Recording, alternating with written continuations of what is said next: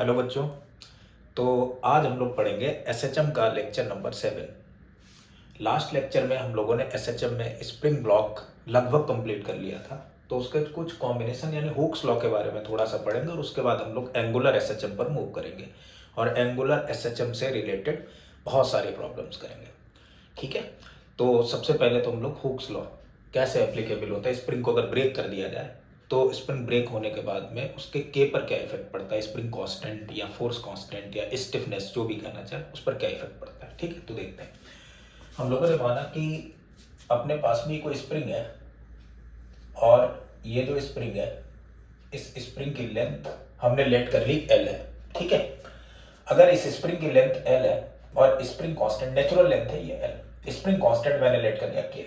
अच्छा, इसमें एक चीज ध्यान देना कि अगर मैंने ये कहा कि यहां पर एक पॉइंट है 1, यहां पर एक पॉइंट है 2 और भी बहुत सारे पॉइंट होंगे। स्प्रिंग अगर मासलेस मैं मान रहा हूं तो मासलेस मान रहा हूं तो यहां पर जितनी टेंशन होगी उतनी टेंशन यहां होगी। अगर मान लो कोई खिंचा हुआ है यानी tension at this point equal to tension at this point, हर पॉइंट पे टेंशन क्या होगी, सेम होगी। यानी टेंशन जो होती है वो हर पॉइंट पे कैसी रहती है, सेम। अब मैंने इस स्प्रिंग के टुकड़े कर दिए, एक ये टुकड़ा कर दिया, एक ये टुकड़ा कर दिया। तो जैसे ये वाला टुकड़ा किया, अब ये वाली जो लेंथ थी वो लेंथ मैंने कर ली Ly6 रह गई, ये वाली लेंथ है वो Ly3 हो गई, तो ये वाली लेंथ जाहिर सी बात है Ly2 हो जाएगी। इन तीनों का सम L के इक्वल आना चाहिए ऐसे। तो टुकड़ा अगर कर दिया तो एक तो अपने पास में ये पार्ट है, एक अपने पास में ये पार्ट है और एक अपने पास में ये पार्ट है। ये तीन पार्ट है। इस पार्ट की जो लेंथ है वो है Ly6, इस पार्ट की जो लेंथ है वो है Ly2 और इस पार्ट की जो लेंथ है वो है Ly3। ये तीन पार्ट है और इन तीनों पार्ट्स की ये लेंथ हो गई Ly3, Ly2 एंड Ly6। ठीक है, अब क्या काम करना है, अब समझो। मैंने कहा कि टेंशन हर पॉइंट पे सेम होनी चाहिए, तो इसका मतलब जितनी टेंशन यहां पर जनरेट होगी इस पार्ट में उतनी यहां जनरेट होगी, उतनी ही यहां जनरेट होगी। तो इधर जो टेंशन आएगी उस टेंशन को मैं लिख सकता हूं यहां का स्प्रिंग कांस्टेंट यानी कि K1 इंटू Ly6।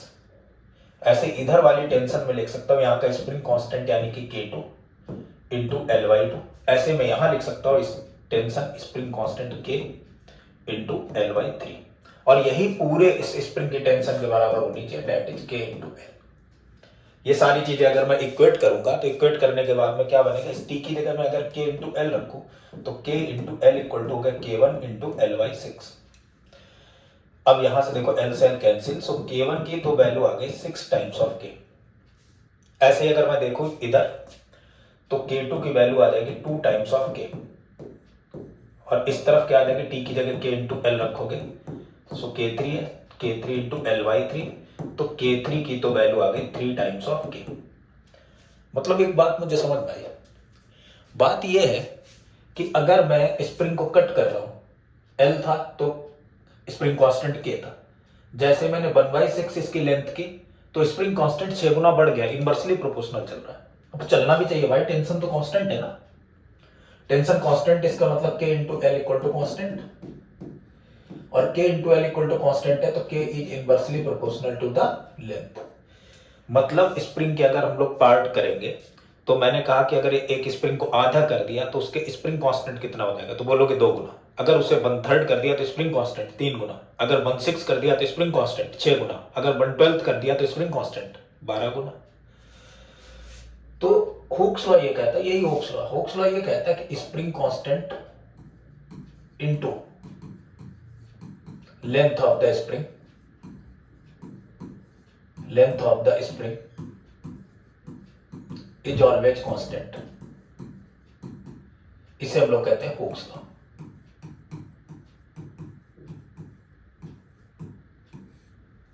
चलो इससे रिलेटेड छोटा सा एक न्यूमेरिकल देख लेते हैं फिर आगे बढ़ते हैं। ध्यान देना जरा, मैंने क्या काम किया। मैंने बोला कि अगर मान लो कोई एक स्प्रिंग है, ये यही इसी स्प्रिंग की लेंथ है L, इसी के यही टुकड़े कर दिए मैंने, इतने ही। एक ये टुकड़ा हो गया इसका, लेट Ly6, ये हो गया Ly2 और ये हो गया Ly3। और इन टुकड़ों को जोड़ दिया ऐसे वर्टिकली किसी सपोर्ट से ऐसे। सबसे पहले यहां पर एक छोटा सा टुकड़ा, फिर उसके बाद इधर एक सपोर्ट, एक और टुकड़ा, फिर उसके बाद एक और इधर सपोर्ट और एक और टुकड़ा ऐसे। इससे मैंने एक मास को लटका दिया, ये मास है m, मतलब ये वाला जो टुकड़ा है थोड़ा सा बड़ा है, इसकी लेंथ है l/2, इस वाले की लेंथ इससे थोड़ी सी कम l/3 और इसकी सबसे कम l/6। और उसके बाद इसे स्लाइटली डिस्प्लेस्ड कर दिया नीचे की तरफ, यानी x डिस्टेंस इसे नीचे की तरफ डिस्प्लेस किया। तो जैसे ही इसे स्लाइटली डिस्प्लेस किया जाएगा तो होगा क्या समझो, जैसे ही हम लोग इसे स्लाइटली डिस्प्लेस करेंगे ये क्या करेगा, SHM परफॉर्म करना चालू कर देगा रिस्टोरिंग फोर्स की वजह से। तो SHM परफॉर्म करेगा, देन फाइंड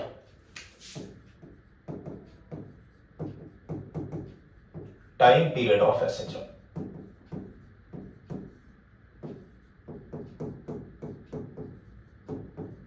हमें इसके SHM का टाइम पीरियड फाइंड आउट कर, देखो बहुत ज्यादा करने की जरूरत है नहीं, दिमाग लगाने की जरूरत नहीं कि बार बार KX और इनको बैलेंस करें ना यार। हमें बहुत अच्छे से पता है कि SHM का जो टाइम पीरियड होता था जब स्प्रिंग ब्लॉक सिस्टम लेते थे तो वो आता था T = 2π√m/k। तो यहां पर भी हम लोग टाइम पीरियड वही लिखेंगे। सो टाइम पीरियड यहां आ जाएगा T = 2π√m mass of the block upon k। अब k कौन सा, k इफेक्टिव लेना, ये तीनों के तीनों पैरेलल कॉम्बिनेशन में। तो यहां का पहले स्प्रिंग कांस्टेंट देखेंगे वो कितना हो गया, k/2, क्योंकि इसका मैंने k लेट किया हुआ था, k/2 नहीं सॉरी 2k, अगर लेंथ आधी कर दी। यहाँ का स्प्रिंग कांस्टेंट हो गया 3k और यहाँ का स्प्रिंग कांस्टेंट कितना हो गया 6k। और ये जो तीनों है ये तीनों पैरेलल कॉम्बिनेशन में, अगर पैरेलल कॉम्बिनेशन में है तो हम लोग पैरेलल कॉम्बिनेशन भी निकाल चुके थे, उसमें k इफेक्टिव हम लोगों ने कैलकुलेट किया था, that is the k1 + k2 + k3, यही तो आया था पैरेलल कॉम्बिनेशन में। तो ये हो जाएगा 2k + 3k + 6k, यानी कि बन गया अपने पास में 2k + 3k + 6k, that is the 11k। So time period आ गया m/11 टाइम्स ऑफ k, ये टाइम पीरियड होगा पहली बात। ठीक है, यहाँ तक बात क्लियर। अच्छा, इसी की जगह अगर न्यूमेरिकल ये होता कि अब बहुत सारे स्प्रिंग दिए होते हैं, मान लो इस तरीके से दिए होते कि इस तरीके से है कुछ, ऐसे कोई सपोर्ट है, ये एक स्प्रिंग है, इस स्प्रिंग की लेंथ है l, तो जाहिर सी बात है स्प्रिंग कांस्टेंट अभी मैं लेट कर ले रहा हूं k। ये दूसरी स्प्रिंग है,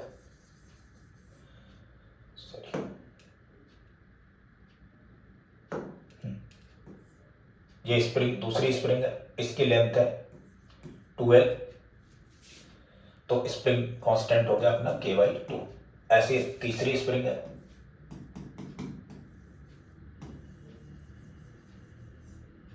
और इसकी लेंथ जो है वो है 4l, तो स्प्रिंग कांस्टेंट हो गया k/4। ऐसे ही चौथी है, इसकी लेंथ है 8l, तो जाहिर सी बात है स्प्रिंग कांस्टेंट होगा k/8, और ऐसे इनफाइनाइट तक है। हर एक स्प्रिंग की लेंथ जो है 2 गुनी बढ़ती चली जा रही है, अगली वाली 16l, अगली वाली 32l, इस तरीके से चल रही है। और ये सारी की सारी जो है वो किसी एक मास जैसे लटकी हुई, ये रिजिड सपोर्ट है सारे। मैंने क्या किया, इसे स्लाइटली डिस्प्लेस कर दिया। जैसे इसे स्लाइटली डिस्प्लेस करोगे ये SHM परफॉर्म करना स्टार्ट कर देगी, और अगर ये SHM परफॉर्म करे then find if it is performing SHM,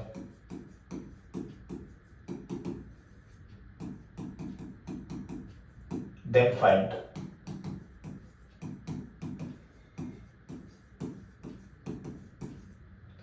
time period of SHM। हमें SHM का टाइम पीरियड फाइंड आउट करना है, चलो निकालते, कोई दिक्कत नहीं। सो टाइम पीरियड ऑफ SHM अगर मुझे निकालना है तो टाइम पीरियड का तो फॉर्मूला अपने को पता है, क्या होता था, T = 2π√m/k effective. k effective हम लोग जब निकालेंगे तो ये तो कॉम्बिनेशन जो है अपने पास में इनफाइनाइट टर्म तक, ये कॉम्बिनेशन पैरेलल है, और पैरेलल कॉम्बिनेशन है तो k इफेक्टिव क्या आ जाना चाहिए। सो k इफेक्टिव हो जाएगा अपने पास में k1 + k2 + k3 up to infinite. अब बात अगर हम k1 की करें तो ये k होगा, k2 की बात करें तो ky2 है, k3 की बात करें ky4 है, अगला ky8, अगला ky16 इन्फिनिटी तक।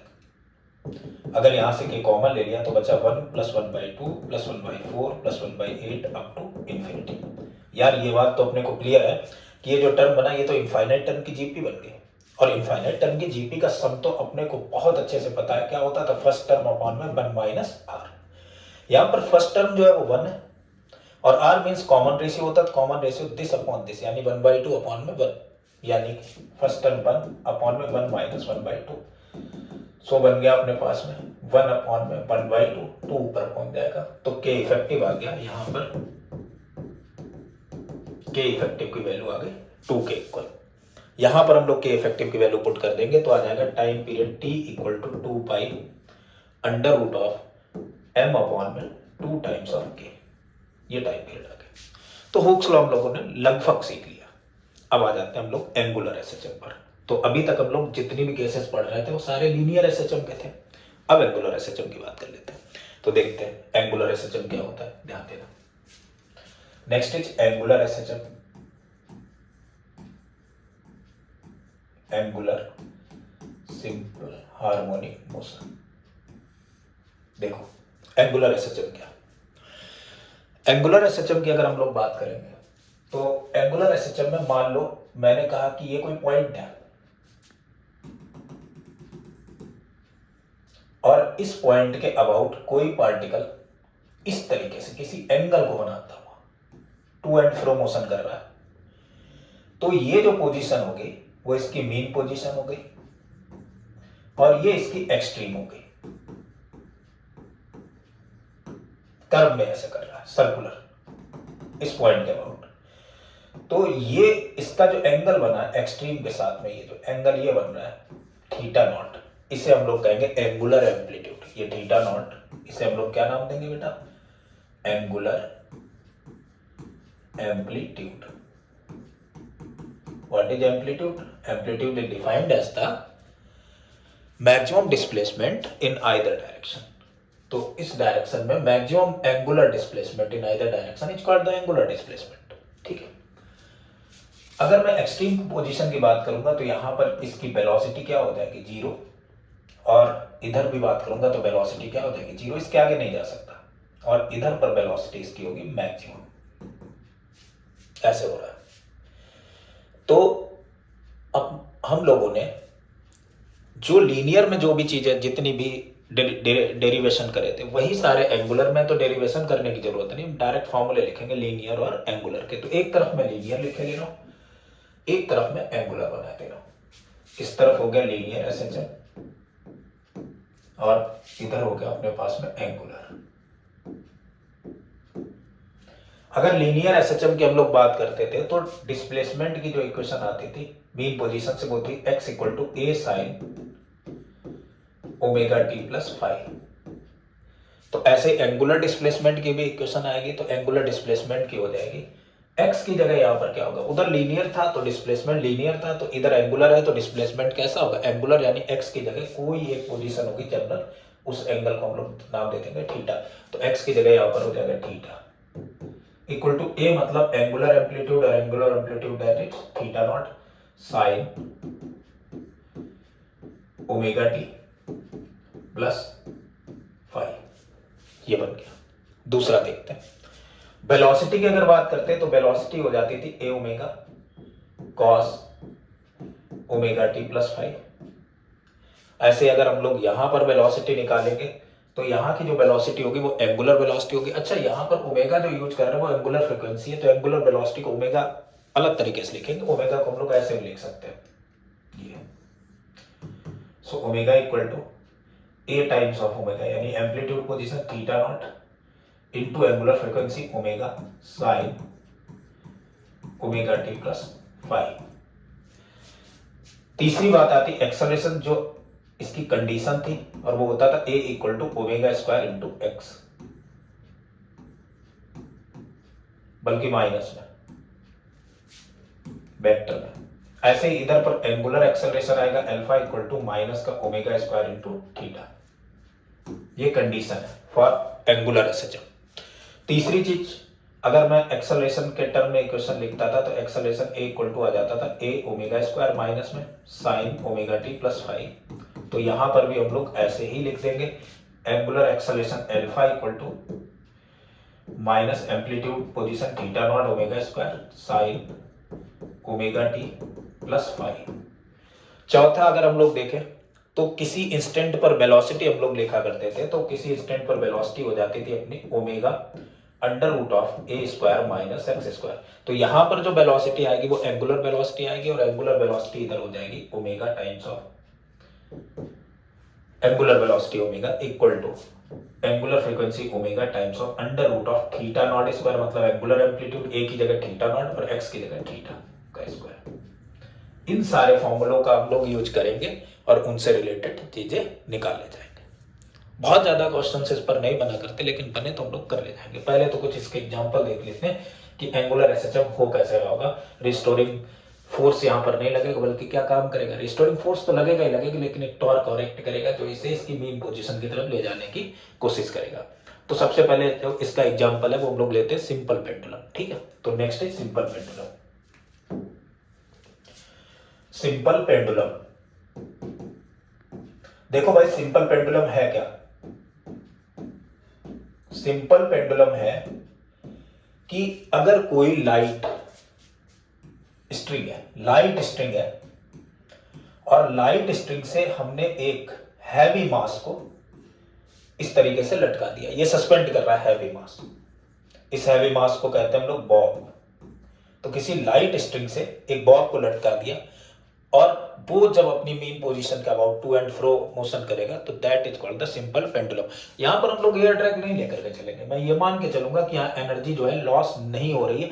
टोटल मैकेनिकल एनर्जी तो वैसे भी कंजर्व होती है, टोटल मैकेनिकल एनर्जी यहाँ पर कैसी है, कंजर्व है, वैसे भी कंजर्व की होती है। हीट की फॉर्म में लॉस हो गई तो फिर दूसरे में कन्वर्ट हो जाएगी जाकर के ना। तो यहाँ पर ये मान के चल रहा हूँ कि मैकेनिकल एनर्जी कैसी है, कंजर्व है, एयर ड्रैग नहीं लग रहा, ये सिंपल पेंडुलम है। अब क्या काम किया, सिंपल पेंडुलम की ये तो मीन पोजीशन, ये तो मीन पोजीशन, ये मीन है, मीन पोजीशन से इसे स्लाइटली डिस्प्लेस किया। जैसे इस पेंडुलम को मैंने मीन पोजीशन से स्लाइटली डिस्प्लेस किया, मतलब ये यहां पर पहुंचा, ये इसकी एक्सट्रीम पोजीशन मैंने बोल दी, या जो भी पोजीशन थी इसे स्लाइटली डिस्प्लेस किया, सॉरी।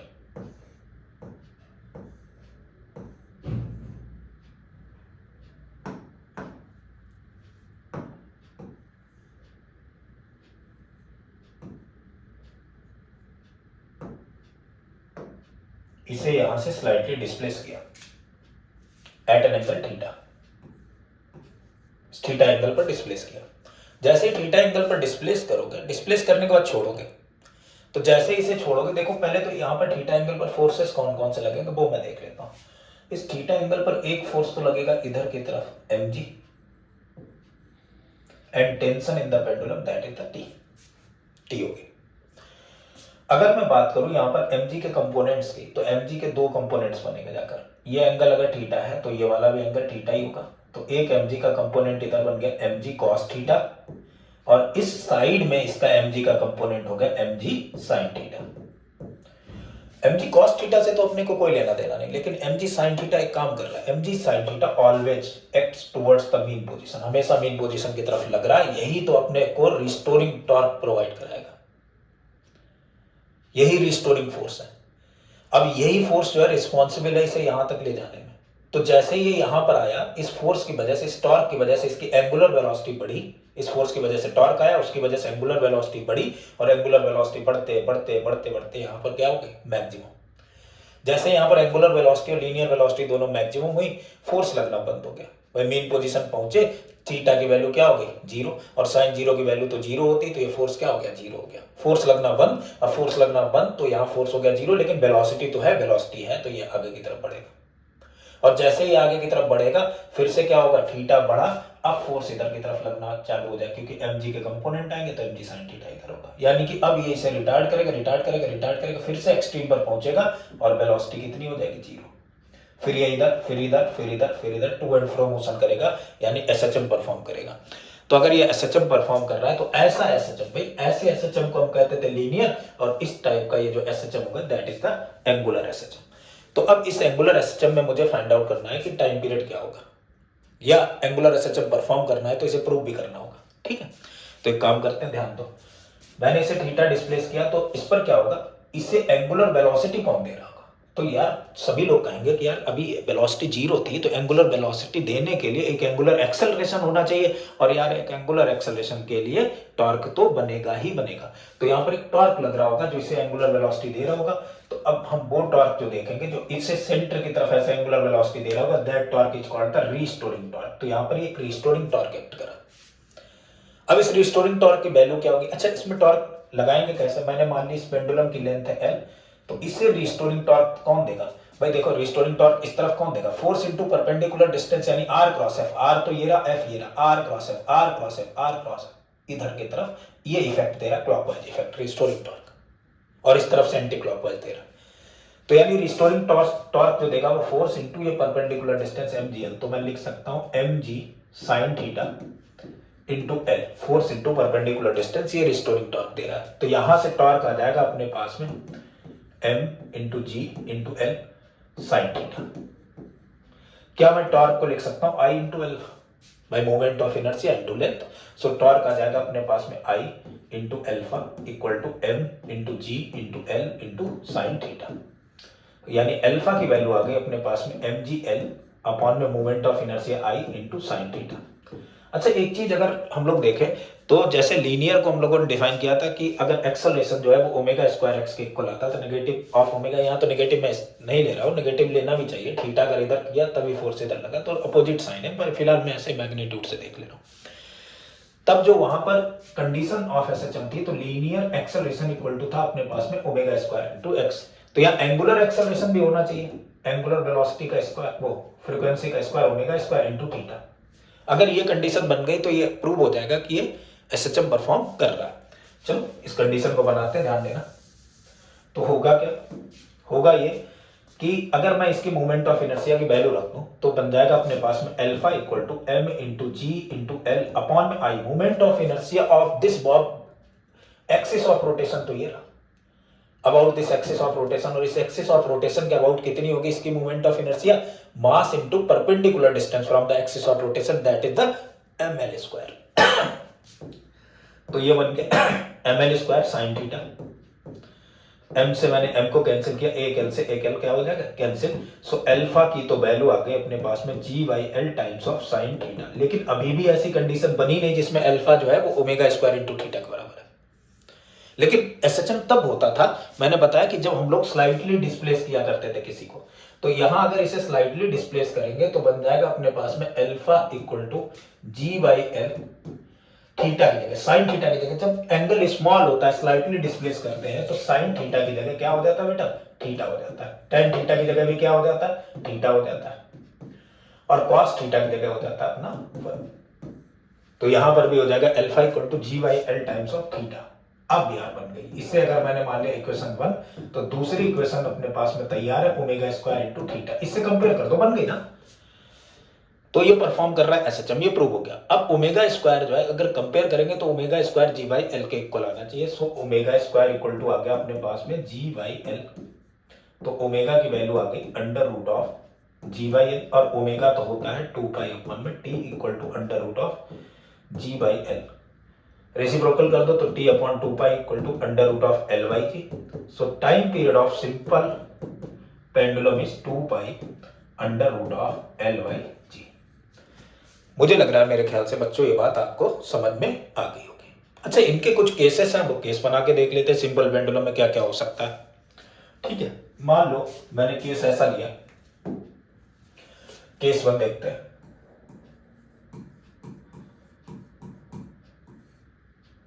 मान लो मैंने ये बोला कि एक कोई लिफ्ट है ये, और इसकी सीलिंग से ये पेंडुलम है, और पेंडुलम क्या कर रहा है, टू एंड फ्रो के अबाउट ऐसे घूम रहा है। लिफ्ट ऊपर की तरफ किसी एक्सेलरेशन ए से जा रही है, तो अगर लिफ्ट ऊपर की तरफ एक्सेलरेशन लग जाएगी तो इस पेंडुलम पर, इस पर बॉब पर नीचे की तरफ एक स्यूडो फोर्स लगेगा और वो इसको इधर की तरफ एक्सेलरेशन प्रोवाइड कराएगा।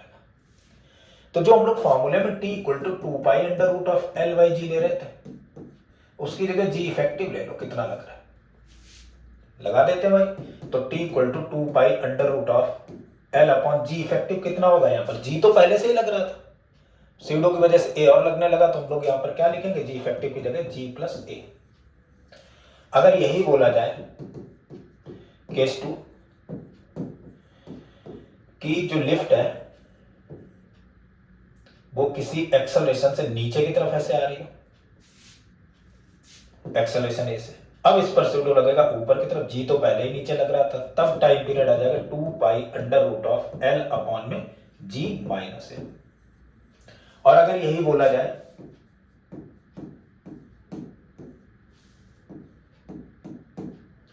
कि ये जो लिफ्ट है वो इस तरीके से इस डायरेक्शन में एक्सेलरेट कर रही है, अगर इस डायरेक्शन में एक्सेलरेट करेगी तो इक्विलिब्रियम पोजीशन ये नहीं रहेगी, इक्विलिब्रियम पोजीशन थोड़ी सी शिफ्ट हो जाएगी। क्यों? क्योंकि इस पर ए लगेगा इधर और जी लगेगा इधर, तो नेट एक्सेलरेशन की डायरेक्शन तो इस तरफ आएगी और वो होगी under root of A square plus g square, यही जी इफेक्टिव है। तो अब टाइम पीरियड हो जाएगा 2 pi under root of l upon में जी इफेक्टिव, यानी under root of l a square plus g square. अच्छा, इस केस में अगर ये कहा जाए कि लिफ्ट फ्री फॉल हो रही है, फ्री फॉल होगी तो जी और ए क्या हो जाएंगे, बराबर हो जाएंगे, और जी और ए बराबर हो जाएंगे तो टाइम पीरियड क्या आ जाएगा, इंफिनिटी फॉर फ्री फॉल। होना भी चाहिए, अगर ये फ्री फॉल करेगी तो यहां पर कोई भी वेट एक्ट कर ही नहीं रहा।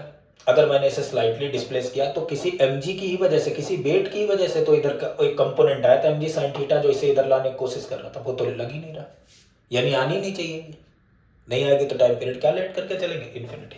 ठीक है, आगे बढ़ते हैं। नेक्स्ट अगर हम देखें तो मान लो अपने पास में कोई एक बहुत लॉन्ग पेंडुलम है। लॉन्ग पेंडुलम का मतलब है कि बहुत बड़ा पेंडुलम, अर्थ से भी बड़ा। ये रहा अर्थ, अर्थ की रेडियस, ये रहा सेंटर अर्थ का, एंड रेडियस ऑफ द अर्थ मैंने लेट कर ली आर ई है। यहां पर ये पेंडुलम है, पेंडुलम की लेंथ है एल, ये बॉल इधर की तरफ ऐसे करेगा। मैंने मान लिया कि अर्थ से ये एंगल बना रहा है अल्फा, यहां से इसका एंगल है थीटा, इधर की तरफ इसका एक्ट करेगा ये एम जी। ये बात तो क्लियर है। और अगर मैं बात करूंगा इस एंगल की, तो मेरे ख्याल से बच्चों ये एंगल होगा थीटा प्लस अल्फा। तो बात क्लियर है ना, क्योंकि ये अल्फा ये थीटा है, तो ये एक्सटीरियर एंगल प्रॉपर्टी लगाएंगे तो एंगल होगा थीटा प्लस अल्फा। तो एम जी का एक कंपोनेंट आ जाएगा इस तरफ, और वो होगा m g sine theta plus alpha, जो इसे टॉर्क प्रोवाइड कराएगा इसके अबाउट। इसकी लेंथ मैंने लेट कर ली, बहुत लॉन्ग पेंडुलम है L, and radius of earth is R E, यहां पर बिल्कुल ऐसे आर ई है। तो अब अगर मैं देखूं यहां पर टॉर्क जो लग रहा है, तो इस पर जो टॉर्क आएगा restoring torque, that is force, यानी M G times of sine theta plus alpha into perpendicular distance, that is the L.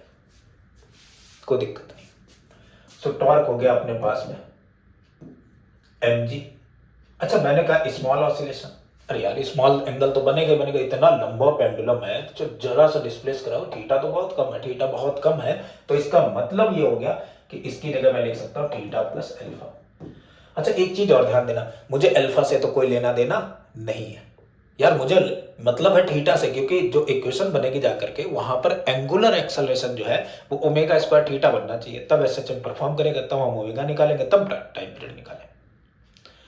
तो एक काम करते हैं, इसे थीटा की फॉर्म में लिख लेते हैं। कैसे लिखेंगे, सिंपल सी बात है। कैसे, देखो, अगर मैं इस आर्क लेंथ की बात करूं तो इसके और इसके लिए दोनों सेम है, ये आर्क मानूंगा क्योंकि बहुत कम एंगल होता है, तो जो आर्क जो होती है वो लगभग स्ट्रेट लाइन की तरह ही तो दिखता है। अगर बहुत कम एंगल है, बहुत कम एंगल है, बहुत चिन्ना सा एंगल है ये, तो इसके लिए तो स्ट्रेट लाइन दिखा, और आर्क होता है एंगल इंटू रेडियस, तो ये arc length angle into radius, angle into radius L, ऐसे ही arc length angle into radius R E, radius of the earth. So arc length तो दोनों में सेम है, मैंने कह दिया ये एक्स है, तो x की वैल्यू यार आ जानी चाहिए l इंटू थीटा या are E radius of the earth into alpha. तो यार यहां से अल्फा की वैल्यू मैं कैलकुलेट कर सकता हूं और वो बन गई अपने पास में alpha equal to l into theta upon में आर ई। मैं वैल्यू यहां उठा के पुट कर दूंगा। सो टॉर्क बन गया अपने पास में M G l theta plus alpha की जगह लिखेंगे एल इंटू थीटा अपॉन में आर ई। थीटा तो मैंने बाहर कॉमन ले लिया, सो टॉर्क आ गया अपने पास में एम जी एल, थीटा बाहर कॉमन, और ये बन गया अपने पास में R E plus L upon में आर ई। ये टॉर्क आ गया। क्या बच्चों इस टॉर्क को कुछ और भी लिख सकते हैं? हाँ बिल्कुल सर, इस टॉर्क को आई इंटू एल्फा लिख सकते हैं, पहले भी पता था। तो इसको लिखेंगे हम लोग एम जी L R E plus L upon में are E, where R is the radius of the earth. So alpha की वैल्यू आ गई अपने पास में एम जी एल अपॉन में I, moment of inertia of this ball about this, that is the M L square. So इसकी जगह आ गया M L square times of R E plus L upon में आर ई इंटू थीटा।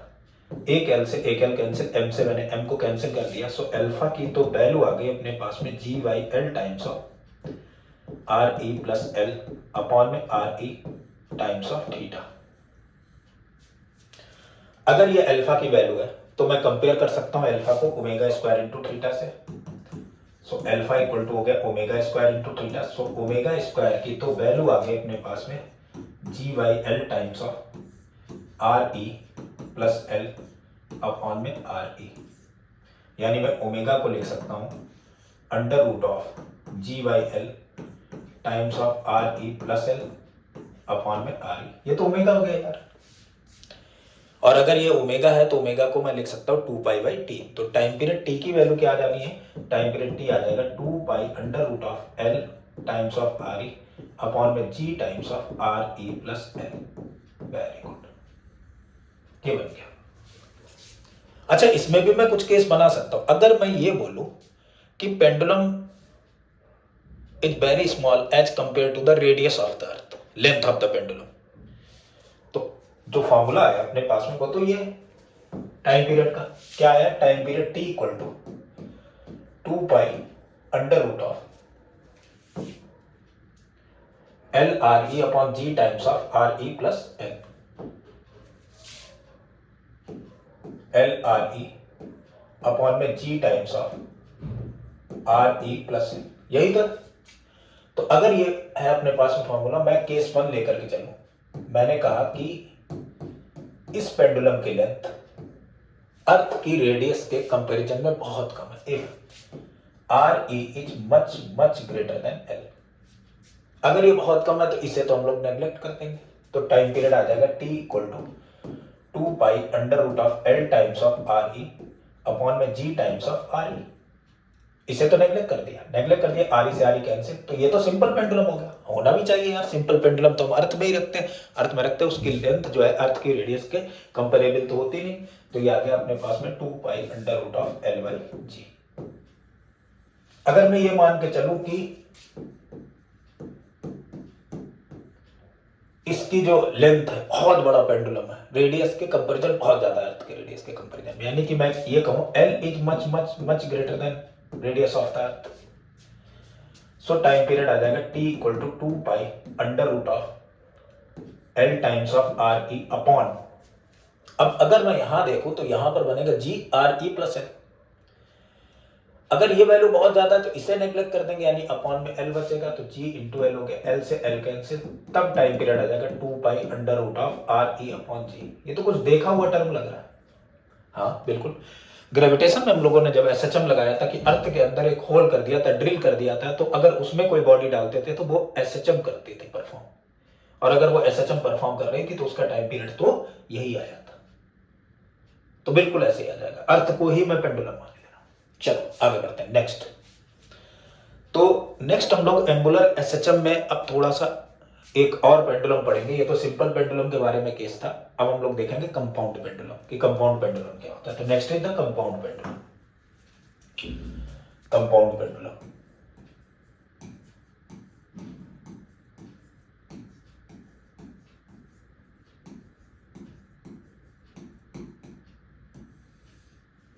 देखो बेटा compound pendulum क्या है समझो। कंपाउंड पेंडुलम जो होता है, अगर हम इसकी बात करें तो कोई एक रिजिड बॉडी है ऐसे, और वो किसी पॉइंट पर फिक्स्ड है ऐसे, इस तरीके से फिक्स्ड है, मैं कह रहा हूं हिंज्ड है। और अगर इससे इसको थोड़ा सा इस तरफ इस तरफ इस तरफ इस तरफ इस तरफ डिस्प्लेस कर दिया जाएगा अपनी मीन पोजीशन से, ये इसकी मीन हो गई, अगर इसे इसकी मीन पोजीशन से स्लाइटली डिस्प्लेस कर दिया जाएगा तो ये क्या काम करेगी, ये एसएचएम परफॉर्म करने लगेगी। इस टाइप का पेंडुलम कोई भी रिजिड बॉडी हो सकता है, वो रॉड हो सकता है वो डिस्क हो सकता है वो रिंग हो सकता है वो सिलेंडर हो, अगर उसे डिस्प्लेस कर रहे हैं हम लोग किसी हिंज पॉइंट के अबाउट, ये चीज देखा करते हैं, तो ये क्या करने लगती, एसएचएम परफॉर्म करने लगती, that is called the compound pendulum, उसे कंपाउंड पेंडुलम नाम देते हैं। चलो देखते हैं, ध्यान देना। मान लो मैंने कहा कि ये कोई बॉडी थी और ये इस पॉइंट के अबाउट हिंज है यहां पर, इसका सेंटर ऑफ मास मैंने लेट कर लिया यहां पर, ये सेंटर ऑफ मास हो गया, तो mg तो सेंटर ऑफ मास में यहां लगेगा, लेकिन जैसे ही इसे थोड़ा सा डिस्प्लेस किया जाएगा, मतलब ये बॉडी कुछ ऐसे मैंने इधर करते हैं ऐसे डिस्प्लेस, तो जैसे ही इसे डिस्प्लेस किया तो इसका सेंटर ऑफ मास भी कहीं ऊपर शिफ्ट हो गया थोड़ा सा ऐसे, इस पर ये लगने लगा mgm, इधर इससे एंगल बना लिया थीटा। जैसे ही मैंने इसे यहां से छोड़ा फिर से टू एंड फ्रो मोशन इसने करना चालू कर दिया जैसे सिंपल पेंडुलम करता था, तो इसका एक कंपोनेंट इधर की तरफ आ जाएगा, that is the mg sin theta, जो क्या काम करेगा, जो इसे देगा रिस्टोरिंग टॉर्क, और यही रिस्टोरिंग टॉर्क इसे टू एंड फ्रो मोशन कराएगा, इसे एंगुलर वेलोसिटी प्रोवाइड कराएगा, इसे एंगुलर वेलोसिटी इसकी क्या करेगा, जब मैक्सिमम हो जाएगी तो कम करने की कोशिश करेगा। ठीक है, तो यानी यहां पर जो रिस्टोरिंग टॉर्क आएगा टाउ आर, उसकी वैल्यू हो जानी चाहिए अपने पास में mg sin theta, mg sin theta into perpendicular distance, कहां से, हिंज पॉइंट से सेंटर ऑफ मास तक की, यानी परपेंडिकुलर डिस्टेंस L, तो ये बन गया mg sin theta into L, ये हो गया रिस्टोरिंग टॉर्क। तो इसे हम लोग लिख सकते हैं restoring torque equal to mg into L, sine theta को लिख सकते हैं थीटा, क्योंकि स्मॉल एंगल से हम लोग डिस्प्लेस इसे करा रहे हैं, तो साइन थीटा की जगह आ जाएगा थीटा। अब अगर हम लोग बात करें यहां पर, ध्यान देना, अब अगर हम लोग यहां पर बात करें तो बनेगा क्या अपना, तब बन जाएगा टॉर्क को हम लोग लिख सकते हैं moment of inertia into alpha equal to mg into L into theta. एक चीज ध्यान रखनी बेटा, ये जो L है वो L जो है वो क्या है, L is the distance, perpendicular distance, सबकी मैं बोलूंगा perpendicular distance from hinge to centre of mass, hinge से सेंटर ऑफ मास तक की जो परपेंडिकुलर डिस्टेंस है वो L है। तो यहां से अल्फा की वैल्यू आ गई अपने पास में mgl अपॉन में I टाइम्स ऑफ थीटा। अब मेरे बच्चों को कोई दिक्कत होगी नहीं, क्योंकि ये तो इक्वेशन अपनी एसएचएम की बन चुकी है, एसएचएम की इक्वेशन बन चुकी है, तो मैं कंपेयर करा दूंगा किससे, ओमेगा स्क्वायर इंटू थीटा से, तो ओमेगा स्क्वायर आ गया वो किसके इक्वल आ गया, mgl अपॉन में I के इक्वल आ गया। जैसे इसे कंपेयर कराया so omega square equal to आ गया अपने पास में, देखो थीटा थीटा ये अल्फा अल्फा, तो ओमेगा स्क्वायर की वैल्यू आ गई mgl अपॉन में I। अगर ओमेगा स्क्वायर की वैल्यू आ गई तो ओमेगा आ जाएगा under root of mgl upon में I मोमेंट ऑफ इनर्शिया। यहां तक भी बात क्लियर है। अब आगे बढ़ते हैं, क्या मैं ओमेगा को 2π/t लिख सकता हूं, हाँ भाई क्यों नहीं लिख सकते, तो ओमेगा की जगह मैंने लिखा 2π/t equal to under root of m into ji into L upon में I। सो टाइम पीरियड आ जाएगा t equal to 2π under root of I by mgl, where I क्या है, I is the moment of inertia, कहां के about बेटा, hinge के about, I is the moment of inertia about the hinge. इस तरीके से हम लोगों ने ये वैल्यू भी कैलकुलेट कर ली। आगे बढ़ते हैं नेक्स्ट। तो ये कंपाउंड पेंडुलम जो है वो कोई भी चीज हो सकती है, हो सकता है रॉड, हो सकता है डिस्क, कोई भी चीज हो सकती है। चलो देखते हैं, कुछ केस बनाते हैं। तो केस 1 की अगर हम बात करेंगे तो केस 1 हो गया अपने पास में,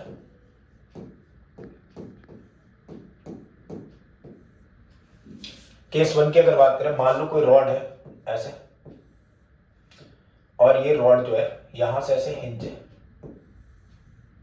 इस पॉइंट से ऐसे हिंज है, और इसे स्लाइटली डिस्प्लेस कर दिया किसी एंगल थीटा पर।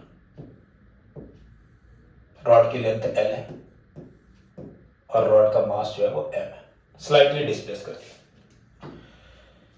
यहां पर तो इसका सेंटर ऑफ मास होगा तो mg लगेगा, जैसे इसे डिस्प्लेस करोगे इसका सेंटर ऑफ मास यहां पहुंचेगा तो mg तो इधर एक्ट करेगा, ये एंगल हो गया थीटा, तो इस तरफ लगेगा इसमें mg sin थीटा। वैसे मुझे इसे करने की इतनी जरूरत है नहीं।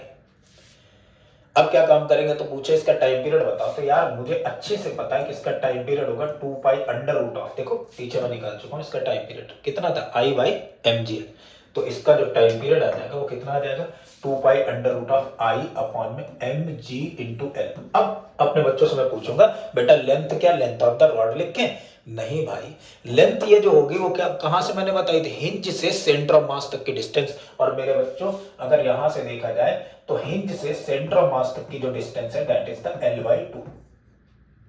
तो L नहीं रखना है मुझे, यहां पर L की जगह क्या लिखना है, L/2। End moment of inertia, moment of inertia about the hinge रखनी है, तो यहां से टाइम पीरियड आ जाएगा T equal to 2 pi under root of moment of inertia about the hinge of a rod. तो रॉड की किसी एक एंड के अबाउट जो मोमेंट ऑफ इनर्शिया थी वो तो ml²/3 थी, तो यहां पर ml²/3 इंटू mg L/2।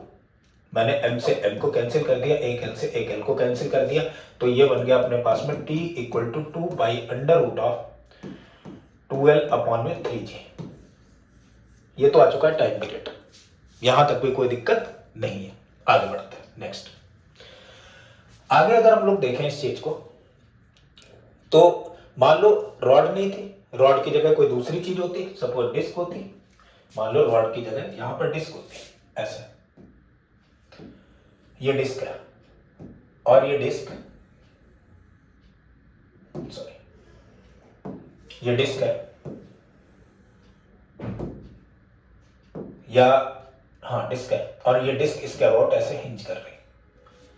अब इसकी moment of inertia find out करनी है, तो इसकी मोमेंट ऑफ इनर्शिया भाई इसका तो सेंटर ऑफ मास यहां पर हो गया mg, जब ये इधर की तरफ थोड़ा पहुंचेगी तो सेंटर ऑफ मास इधर शिफ्ट हो जाएगा। तो अब निकाल लेते हैं डिस्क की मोमेंट ऑफ इनर्शिया, तो वो टाइम पीरियड तो t equal to 2 pi I moment of inertia about this, भाई सेंटर ऑफ मास के अबाउट मोमेंट ऑफ इनर्शिया अपने को पता है डिस्क की क्या होती थी, mr²/2, अगर इसकी रेडियस r है तो इसके अबाउट अगर mr²/2 होगी तो इसके अबाउट कैसे निकालेंगे, यहां पहला नेक्सस थ्योरम लगाएंगे, तो क्या हो जाएगा mr²/2 प्लस mr², तो मोमेंट ऑफ इनर्शिया आ जाएगी 3/2 टाइम्स ऑफ mr² अपॉन में mgl, तो m इंटू जी इंटू एल क्या था, L थी हिंज पॉइंट से सेंटर ऑफ मास तक की डिस्टेंस। और मेरे बच्चों ये तो बात बिल्कुल पता है कि सेंटर ऑफ मास तक की डिस्टेंस हिंज पॉइंट से r है, तो यहाँ पर r लिख दिया। m से मैंने m को कैंसिल कर दिया, एक r से एक r कैंसिल हो गया, तो अपने पास में टाइम पीरियड आ गया 2 pi under root of 3r upon में 2g। तो मुझे लग रहा है ये बात समझ में आ गई होगी कंपाउंड पेंडुलम की। अच्छा कंपाउंड पेंडुलम की एक और बात समझ लेते हैं। ये जो मैंने टाइम पीरियड लिखा था कंपाउंड पेंडुलम में वो कुछ इस तरीके से था, मान लो कि ये कोई कंपाउंड पेंडुलम है ऐसे, ये हिंज पॉइंट है, यहां रहा सेंटर ऑफ मास, तो हिंज के अबाउट तो ये ऐसे घूम रहा है,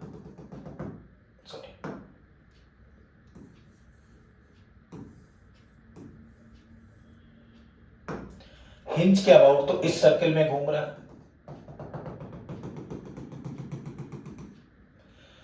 लेकिन अगर मैं देखूंगा तो यहां से एक्टिव मास जो होगा वो यहां से इसकी रेडियस ऑफ डायरेक्शन बनेगी, ये बनी, तो रेडियस ऑफ डायरेक्शन इसकी हो गई लेट के, ये हो गई इसकी हिंज से डिस्टेंस। तो अब इसका अगर मैं टाइम पीरियड निकालूंगा तो टाइम पीरियड आ जाएगा t equal to 2 pi under root of I upon में mgl था, वेयर L इंटू सी मतलब सेंटर ऑफ मास से यहां तक की डिस्टेंस को मैंने L से लिखा, और मोमेंट ऑफ इनर्शिया अगर इसके लिखूंगा तो moment of inertia about this hinge point, तो पहले सेंटर ऑफ मास के अबाउट लिखेंगे प्लस यहां से यहां तक की परपेंडिकुलर डिस्टेंस, यानी moment of inertia I about hinge upon में m इंटू जी इंटू LC मतलब हिंज पॉइंट से सेंटर ऑफ मास तक की डिस्टेंस। तो टाइम पीरियड आ गया अपने पास में t equal to 2 pi under root of I of hinge, hinge के अबाउट कितना होगा मोमेंट ऑफ इनर्शिया, तो हिंज के अबाउट मोमेंट ऑफ इनर्शिया कैसे लिखेंगे, moment of inertia about centre of mass plus यहां से यहां तक की परपेंडिकुलर डिस्टेंस, ऐसे तो लिखते थे। So moment of inertia of the centre of mass that is m k square plus mass into perpendicular distance यानी m l c square upon में M G l into c. एक काम कर सकते हैं यार अपन लोग, मैं m और एल सी कॉमन ले लूं अंदर, तो बनेगा क्या, t equal to 2 pi under root of m common लिया और एल सी भी मैंने कॉमन ले लिया। यार ये इसलिए लिया, मैं नीचे एल सी रखना ही नहीं चाहता हूं, ठीक है, कोई दिक्कत नहीं। तो यह आ जाएगा अपने पास में के स्क्वायर अपॉन में l times of c plus l c upon l c कितना हो जाएगा, वो एल सी तो कॉमन ले लीजिए बस, अपॉन में m into ji into l times of c. m से मैंने m को मार दिया, LC से LC को मार दिया, तो टाइम पीरियड आ गया अपने पास में 2 पाई अंडर रूट ऑफ के स्क्वायर अपॉन में LC प्लस LC अपॉन में G, ये टाइम पीरियड आ गया, कोई दिक्कत नहीं अभी तक तो यहां पर। अब मैं कह रहा हूं नहीं मुझे इस टाइम पीरियड का ग्राफ बनाना है, और वो किसके टर्म में बनाना है, टाइम पीरियड और distance, distance means LC, time period के टर्म में और हिंज से सेंटर ऑफ मास तक के डिस्टेंस, इसके टर्म में मुझे एक ग्राफ बनाना है। ठीक है, बना देते यार, कोई दिक्कत नहीं, ध्यान देना जरा। अगर मैं ये बोलूं कि इसकी मैक्सिमम वैल्यू क्या होगी टाइम पीरियड की, तो मेरे बच्चे ये बोलेंगे कि टाइम किसी भी चीज की जो मैक्सिमम वैल्यू हो सकती है, मैक्सिमम वैल्यू वो तो इनफाइनाइट हो सकती है किसी भी चीज की, यहां पर भी हो सकती है। समझो अगर मैं एल सी को इनफाइनाइट रखूं, तो यहां LC को अगर मैंने इनफाइनाइट रखा, तो इनफाइनाइट में कुछ भी जोड़ेंगे तो वैल्यू क्या आ जाएगी, इनफाइनाइट। तो मैं बोलूं at when LC tends to infinite then time period is infinite. Clear बात है। लेकिन एक चीज और, अगर मैं इसे जीरो रखूं, when LC tends to zero, जैसे मैंने इसे जीरो रखा, तो बच्चे एक चीज ध्यान देना, जैसे ही मैंने इसे यहां जीरो रखा तो ये वैल्यू तो जीरो हो गई, लेकिन यहां जीरो जैसे रखा के स्क्वायर अपॉन जीरो, किसी नंबर के अपॉन में जीरो करोगे वैल्यू तो इनफाइनाइट हो गई, तो इनफाइनाइट प्लस जीरो इनफाइनाइट, तो टाइम पीरियड तब भी इनफाइनाइट आया। इसका मतलब मैं जीरो रख रहा हूं तो भी इनफाइनाइट है, और इनफाइनाइट रख रहा हूं तो भी इनफाइनाइट है, यानी मैक्सिमम वैल्यू तो मुझे जब एलसी की वैल्यू जीरो है तब भी मिल रही है, और जब एलसी की वैल्यू इनफाइनाइट है तो भी टाइम पीरियड की मैक्सिमम वैल्यू ही मिल रही है। इसका मतलब मिनिमम वैल्यू क्या होगी, तो मिनिमम वैल्यू ना तो एलसी जीरो होगा तब होगी, और ना एलसी इनफाइनाइट होगा तब होगी। तो एक काम करते हैं, मिनिमम वैल्यू के लिए हम लोग मैक्सिमा मिनिमा का कॉन्सेप्ट अप्लाई कर लेते हैं। तो मैक्सिमा मिनिमा का कॉन्सेप्ट ये कहता था कि किसी की भी मिनिमम वैल्यू किसी वेरिएबल उसके टर्म में निकालनी है, तो हम लोग क्या करते थे, उसका डिफरेंशिएशन उस वेरिएबल के टर्म में कर देते थे और उसे जीरो के इक्वल रख देते थे। तो for minimum time period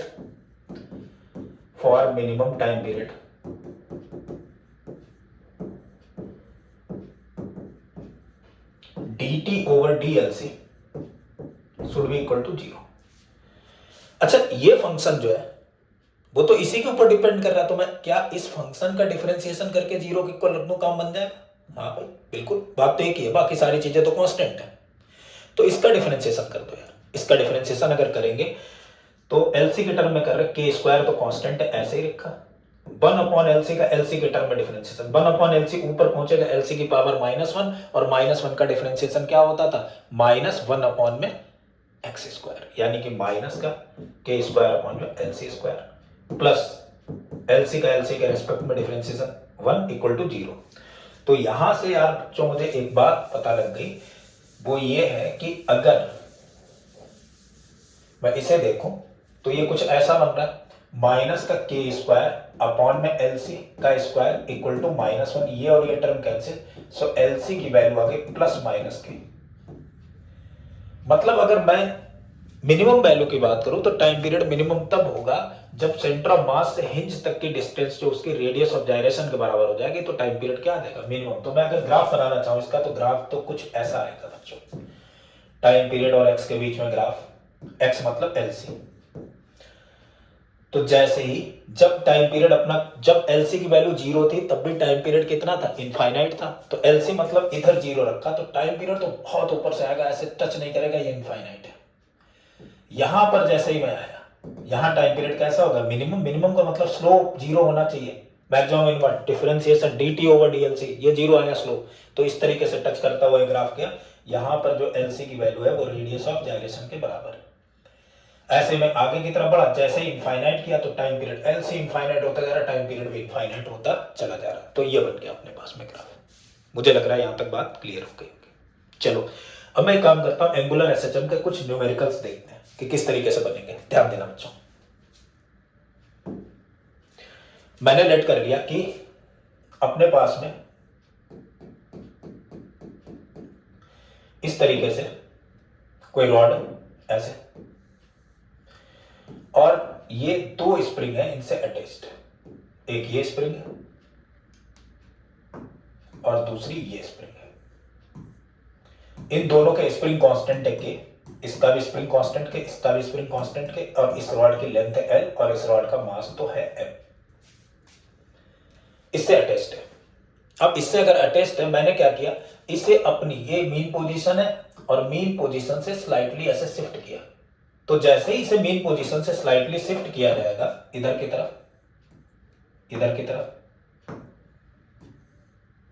sorry ऐसे एक्स शिफ्ट किया, तो कंडीशन तो कुछ ऐसी होगी, रॉड ऐसे आ चुकी होगी, ये कुछ किसी एंगल थीटा पर, तो जैसे इसे थीटा एंगल पर इधर की तरफ शिफ्ट करोगे तो इस रॉड, इस पर ये जो स्प्रिंग है, स्प्रिंग इसे रिस्टोर, स्प्रिंग अपनी पोजीशन को रिस्टोर करना चाहेगी, इधर की तरफ फोर्स लगाएगी के एक्स।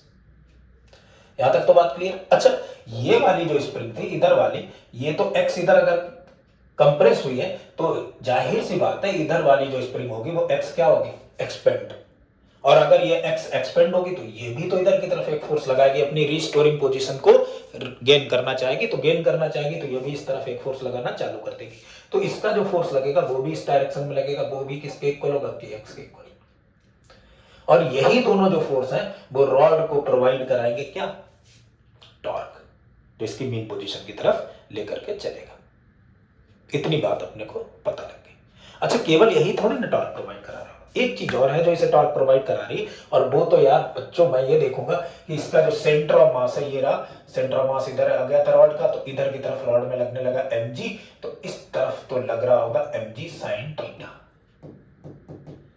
जो इसे क्या कराएगा, टॉर्क प्रोवाइड कराएगा। तो यार इसे टॉर्क प्रोवाइड कराने वाली कितनी चीजें अपने पास में, ये तो दो restoring force plus mg sin theta, यानी कि टोटल रिस्टोरिंग टॉर्क की अगर हम बात करेंगे तो टोटल रिस्टोरिंग टॉर्क हो गया अपने पास में mg sin theta force into perpendicular distance, ये फोर्स हो गया, परपेंडिकुलर डिस्टेंस तो मेरे प्यारे बच्चों यहां से यहां तक कितनी होगी, L/2, यार परपेंडिकुलर डिस्टेंस तो मैंने L/2 लिख ली, प्लस रिस्टोरिंग फोर्स यहां पर लग रहा है 2kx, तो मैंने लिख दिया 2kx इनटू परपेंडिकुलर डिस्टेंस यहां से यहां तक कितनी हो गई, L। ठीक है, कोई दिक्कत नहीं। अच्छा, अगर मुझे टाइम पीरियड फाइंड आउट करना, मुझे तो या तो टाइम पीरियड फाइंड आउट करना, find T, time period find out करने के लिए क्या काम करना पड़ेगा, छोटी सी बात है, टाइम पीरियड अगर मुझे फाइंड आउट करना है तो उसके लिए मुझे इस रिस्टोरिंग टॉर्क को आई अल्फा रखना और अल्फा को तो ओमेगा स्क्वायर इनटू थीटा रखना। अच्छा, एक चालाकी कर लेते हैं कि मैंने स्लाइटली शिफ्ट किया तो साइन थीटा की जगह तो थीटा लिख सकते, लेकिन बेटा इधर तो है ही नहीं थीटा, इधर एक्स तो है, तो जब भी ऐसे न्यूमेरिकल्स आएंगे जो एंगुलर एसएचएम के होंगे तो यहां पर एक्स को तुम आर्क मानोगे क्योंकि बहुत स्लाइटली डिस्प्लेस कर रहे हो, और आर्क क्या होता है, आर्क होता है angle into radius, radius is L and angle is theta. So x की जगह हम लोग क्या लिख सकते हैं, एक्स की जगह तो हम लोग लिख सकते हैं एल इनटू थीटा, लिख देते हैं बेटा। देखो torque, restoring torque equal to आ गया mg into L/2, sine theta की जगह थीटा प्लस 2k, एक्स की जगह तो एंगल इनटू रेडियस यानी एल थीटा इनटू एल। अब ध्यान देते हैं, इसे तो लिखा मैंने moment of inertia I alpha equal to, इधर से आ जाएगा mg L/2 into theta plus 2k L square into theta, यहां से आ जाएगा mg L/2 plus 2k times of L square times of theta. I moment of inertia of the rod about the hinge, that is the ml square by 3 times of alpha. So alpha की value आ गई अपने पास में, alpha की value आ जाएगी, मैंने L कॉमन ले लिया, बन गया mg/2 plus 2kl times of theta upon moment of inertia ml²/3। L से एक एल कैंसिल हो गया, 3 तो ऊपर पहुंच जाएगा, तो अल्फा बन गया 3 times of mg/2 plus 2kl upon में m into l times of theta. क्या बच्चों ये ओमेगा स्क्वायर है? बच्चे बोलेंगे हाँ भाई ओमेगा स्क्वायर है, alpha equal to omega square into theta बन गया। तो ओमेगा स्क्वायर की वैल्यू आ गई 3mg/2 प्लस 2kl अपॉन में ml। यानी मैं ये लिख सकता हूं साफ साफ, ओमेगा स्क्वायर अगर इतना है तो ओमेगा की वैल्यू क्या आ जाएगी? ओमेगा की वैल्यू आ जाएगी under root of, omega equal to आ गया अंडर रूट ऑफ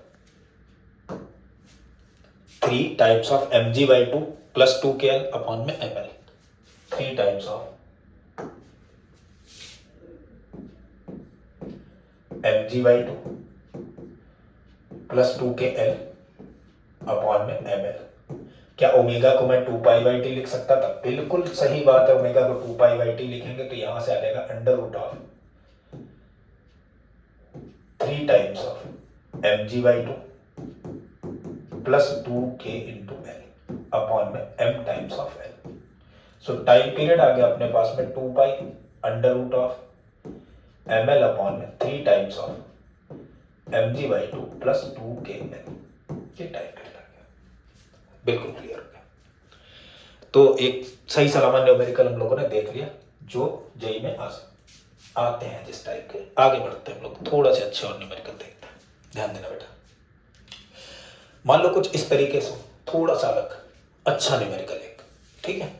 अगर मान लो मैंने ये कहा कि इस तरीके से नहीं है, रॉड का जो कॉम्बिनेशन है उसके साथ में स्प्रिंग और मास अलग अलग सिस्टम्स में कुछ देख लेते हैं। जैसे मैंने कहा लेट किया कि ये कोई पॉइंट है, इस पॉइंट से एक कोई रॉड है वो हिंज है,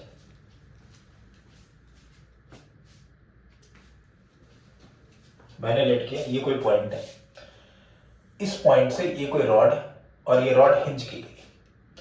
अगर ये रॉड हिंज की गई तो एक तो सपोर्ट इधर है, रिजिड सपोर्ट, यहां पर स्प्रिंग है जिसका स्प्रिंग कांस्टेंट है K1, जिसकी इधर से डिस्टेंस है B, ये हिंज पॉइंट है। रॉड की लेंथ तो अभी मैंने नहीं बताई है, और एक सपोर्ट है इस तरफ। रॉड का मास जो है, मैं ये मान के चल रहा हूं कि रॉड मासलेस है, अभी रॉड का कोई मास नहीं है। यहां पर एक कोई पॉइंट है, ये कोई प्लेन है, इस प्लेन से यहां से एक स्प्रिंग अटैच्ड है और इस प्लेन पर एक मास रखा है स्मॉल m, इसका मास है। और इस रॉड को या इस मास को थोड़ा सा राइट साइड में स्लाइटली शिफ्ट किया जा रहा है। जैसे ही स्लाइटली शिफ्ट किया जाएगा तो फिर क्या होगा, यहां पर एसएचएम परफॉर्म होने लगेगा, क्योंकि रिस्टोरिंग फोर्स लगेगा, स्प्रिंग इधर की तरफ इसे खींचने की कोशिश करेगी तो एसएचएम परफॉर्म होने लगेगा। और अगर एसएचएम परफॉर्म हो रहा है तो हमें इसका टाइम पीरियड कैलकुलेट करना है। तो लिख लेते हैं, इफ इसका स्प्रिंग कांस्टेंट मैंने मान लिया K2 और यहां से जो यहां तक की डिस्टेंस है दैट इज द C, ये C मान लिया मैंने। ठीक है बच्चों, कोई दिक्कत नहीं, ध्यान देना जरा। तो अगर मैं इसे देखूं, मैंने कहा कि if mass m is slightly displaced,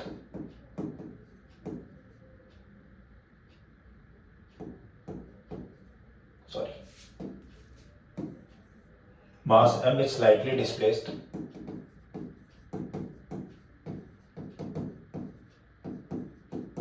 towards right,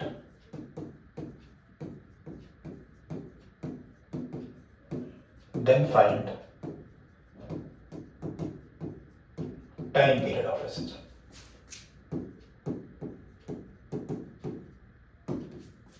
ठीक है, चलो निकालते हैं, ध्यान दो, समझना बेटा जरा, अच्छा न्यूमेरिकल है, ध्यान देना। अगर मैंने मान लो इसे स्लाइटली डिस्प्लेस किया इधर की तरफ, मैंने लेट कर लिया कि इसको मास को मैंने x डिस्प्लेस किया इधर, ऐसे यहां पहुंच गया ये मास, तो इसका बिल्कुल ये मतलब नहीं है कि ये जो स्प्रिंग है वो x इसमें एलोंगेशन आया होगा। फिर से समझना, मैंने कहा कि मैंने इसे अगर x डिस्प्लेस किया इस तरफ तो इसका बिल्कुल मतलब नहीं कि स्प्रिंग में भी एलोंगेशन x आया होगा ना, बिल्कुल नहीं।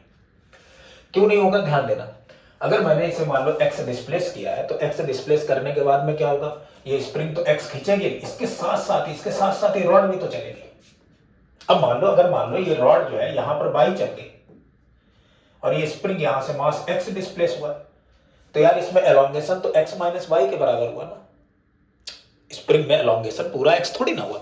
अगर ये रॉड ऐसे फिक्स रहती, इसे मैं x खींचता तो स्प्रिंग में एलोंगेशन x होता, लेकिन जैसे ही मैंने इसमें x एलोंगेशन किया ये रॉड तो ऐसे हो गई, ये भी बाई चली आई, तो स्प्रिंग में जो एलोंगेशन आया नेट एलोंगेशन वो तो x माइनस बाई के बराबर है। यानी मैं लिख सकता हूं net elongation in spring, net elongation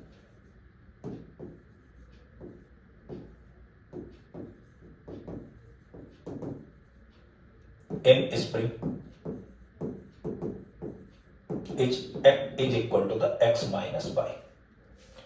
और यही तो इसे mx प्रोवाइड कराएगा। k times of x minus by equal to m into a लिख सकते हैं, या टॉर्क हम लोग कैलकुलेट करेंगे जाकर के लास्ट में, उससे भी कैलकुलेशन आसान हो जाएगी। ठीक है, यहां तक ठीक है। आगे देखते हैं, ध्यान देते हैं, समझो। तो क्या होगा, अब समझो मैंने क्या किया, जब ये रॉड इधर की तरफ ऐसे पहुंची होगी तो इसने एंगल बनाया होगा थीटा।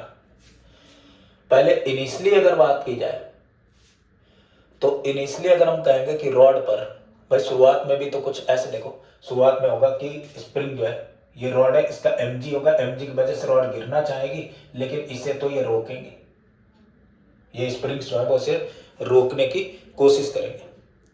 और बेटा इसमें रॉड में mg तो है नहीं, तो ये और ये बैलेंस होंगे, इनकी वजह से जो टॉर्क होंगे वो बैलेंस होंगे, इसलिए रोटेशनल इक्विलिब्रियम में होंगे। तो अगर ये बैलेंस होंगे तो क्या होगा समझो, इसमें मान लो जब शुरुआत हो रही तो इसमें एलोंगेशन है लेट x1, इनिशियली बिल्कुल देख रहा हूं जब इक्विलिब्रियम पोजीशन पर है, तो एट इक्विलिब्रियम एलोंगेशन इन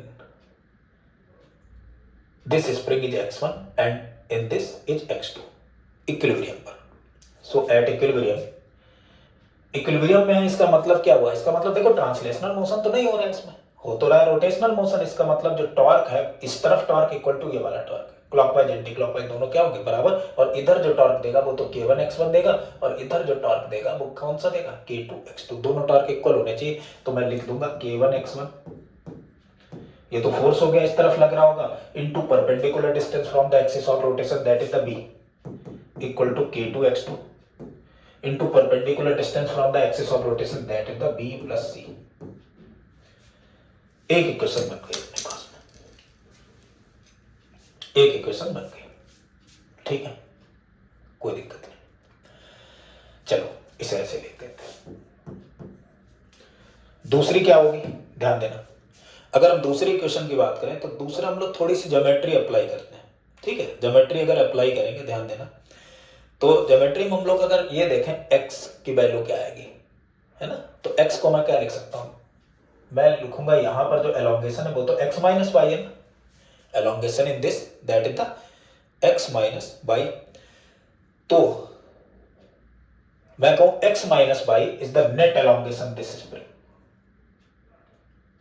और उसे मैंने क्या बोल दिया, क्या मैं इस नेट एलोंगेशन को ही x2 बोल सकता हूं, भाई नेट एलोंगेशन जो है वो क्या है अपने पास में x2 है, यही तो है ना, x2 एलोंग किया, इधर की तरफ टॉर्क इधर की तरफ टॉर्क, ऐसे बैलेंस कर गए और ये ऐसे चलने लगा। तो नेट एलोंगेशन मैंने बोल दिया x माइनस वाई है और उसे x2 नाम दे दिया, यही तो x2 है। सो x2 इक्वल टू हो गया x minus y. So x2 equal to x minus y. x क्या है अपने पास में, x तो मैं लिख चुका हूं इसी के टर्म में, ऐसे लिख दिया मैंने, x माइनस बाई की जगह अगर मैं लिखना चाहूं तो बाई होगा अपने पास में, बाई मीन्स ये, अब देखो फिर से ये आर्क हो गया, और आर्क इक्वल टू होता है एंगल इंटू रेडियस, होता है ना, आर्क यानी y equal to angle into radius b plus theta. तो x माइनस बाई की जगह लिखेंगे b plus c times of theta. यहाँ तक बात क्लियर है।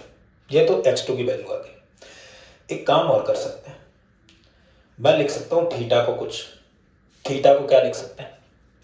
थीटा को मैं लिख सकता हूँ यहां से, इधर से, इधर तो x1 है ना, ये तो x1 है, तो अगर इसमें x1 ही एलोंगेशन हुआ है तो थीटा तो होना चाहिए, थीटा होना चाहिए x1 by arc equal to angle into radius यानी b theta.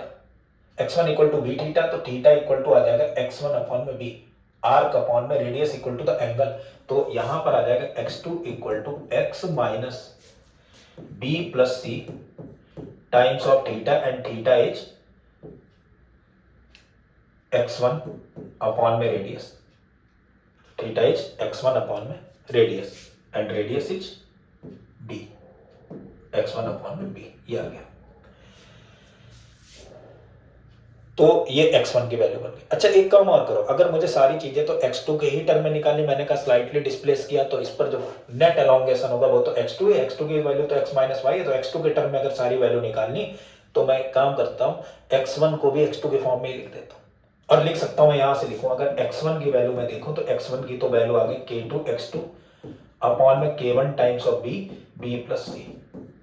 So put value of x1 from this equation first to this equation, तो यहां से आ जाएगा x2 equal to x minus b plus c upon में b into x1 की जगह आ गया अपने पास में k2 x2 अपॉन में k1 times of b plus c, ये बन गया। ये तो हो गया भाई x2, इसमें भी कोई दिक्कत नहीं है। चलो अब देखते हैं आगे क्या होगा, समझो। तो x2 वाले टर्म सारे एक तरफ ले जाते हैं और x2 की वैल्यू कैलकुलेट कर लेते हैं। तो नेक्स्ट आएगा अपने पास में, इसी को मैं लिख के दे रहा हूं आगे।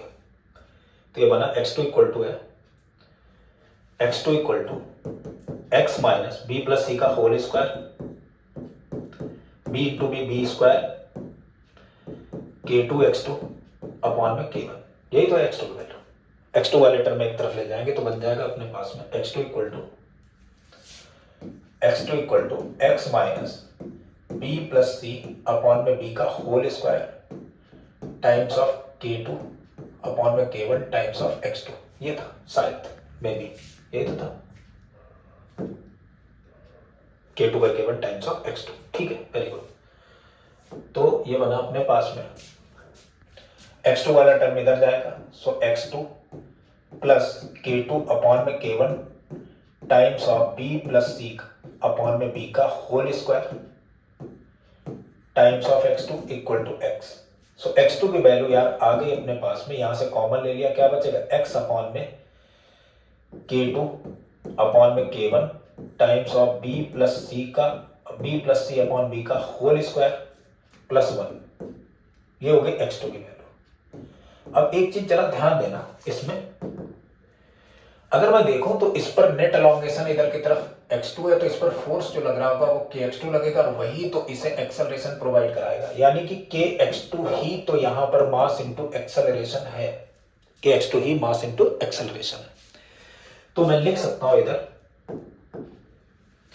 कि ये जो kx2 है वही इसे एक्सेलरेशन प्रोवाइड कराएगा, so mass into acceleration equal to हो गया k टाइम्स ऑफ x2, और x2 की वैल्यू x के टर्म में मैं लिख चुका हूं, तो वो बनेगा अपने पास में m into a equal to k times of x2 की वैल्यू हो गई x अपॉन में k2 बाई k1। अच्छा k2 लिखना पड़ेगा मुझे, क्योंकि ऊपर वाली स्प्रिंग को ही प्रोवाइड करा रहा है, तो यहां पर k2 लिख दिया, so k2 by k1 times of b plus c upon में b का whole square plus 1, so m into a equal to, ये k2 से k2 कैंसिल हो जाएगा, बचेगा अपने पास में b स्क्वायर अपॉन में k1 into b square upon में b प्लस सी का whole square plus k1 times of b square, यही तो बना, इसे अगर सॉल्व किया इंटू x, सो a की वैल्यू आ गई अपने पास में k1 into b square upon में k1 times of b square plus c का होल स्क्वायर इंटू x। क्या बच्चों ये ओमेगा स्क्वायर है? बच्चे बोलेंगे हाँ भाई ये तो ओमेगा स्क्वायर है, सो ओमेगा स्क्वायर की वैल्यू आ गई k1 times of b square upon में k1 into b square plus c का होल स्क्वायर। देन हम लोग अगर लिखे ओमेगा स्क्वायर, की वैल्यू ये आ गई, तो ओमेगा की वैल्यू क्या होनी चाहिए? सो ओमेगा इक्वल टू आ जाएगा under root of k1 into b square upon में k1 times of b square plus b plus c का होल स्क्वायर। सो ओमेगा होता है 2 pi upon t, that is under root of k1 times of b square upon में k1 into b square plus b plus c का whole square. यानी time period आ गया अपने पास में 2 pi under root of k1 times of b square plus b plus c का whole square upon में k1 इंटू बी स्क्वायर। ये टाइम पीरियड बन गया अपने पास बेटा। मुझे लग रहा है ये बात समझ में आ गई होगी, अच्छे तरीके से समझ में आई होगी। आगे बढ़ते हैं नेक्स्ट, देखो